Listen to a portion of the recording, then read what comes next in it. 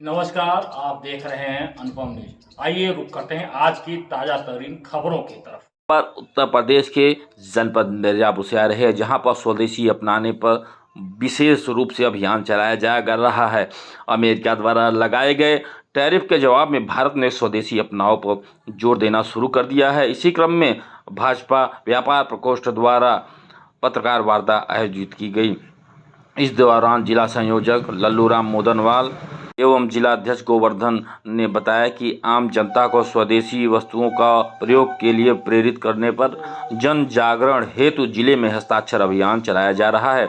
बैठक भरौना स्थित एक रेस्टोरेंट में संपन्न हुई, जिसमें व्यापारियों एवं प्रकोष्ठ पदाधिकारियों ने संकल्प लिया कि अधिक से अधिक स्वदेशी वस्तुओं का उपयोग किया जाएगा और जनता को भी इसके लिए प्रेरित किया जाएगा। बैठक में उपस्थित लोगों ने हस्ताक्षर अभियान में भाग लेकर अपनी सहमति भी दर्ज कराई। उक्त अवसर पर नगर पालिका अध्यक्ष मिर्जापुर श्याम सुंदर केसरी ने कहा कि स्वदेशी अपनाने से देश की पूंजी देश में ही रहेगी। 140 करोड़ की आबादी वाला भारत खुद ही एक बहुत बड़ा बाजार है।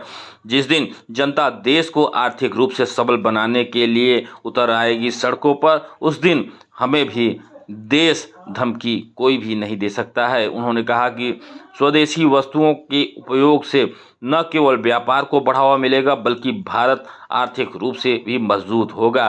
विदेशी वस्तुओं के बहिष्कार से भारत की औद्योगिक शक्ति और रोजगार के अवसर भी बढ़ेंगे। उक्त अवसर पर विवेक बिकेश्वर प्रताप सिंह, बाबूराम गुप्ता, विनोद शंकर पांडे, प्रीतम केसरी, मृत्युंजय त्रिपाठी, अरुण गुप्ता, सनत केसरी, उज्जवल केसरवानी समेत कई व्यापारी और पदाधिकारी उपस्थित रहे। आइए सुनते हैं कि स्वदेशी अपनाने पर नगर पालिका अध्यक्ष मिर्जापुर श्याम सुंदर केसरी का क्या कहना है। श्याम सुंदर केसरी, अध्यक्ष नगर पालिका परिषद मिर्जापुर, जिला उपाध्यक्ष भाजपा। आज भारतीय जनता पार्टी व्यापार प्रकोष्ठ के द्वारा प्रेस वार्ता यहाँ रखा गया। स्वदेशी अपनाओ। स्वदेशी एक बहुत ही अहम विषय है।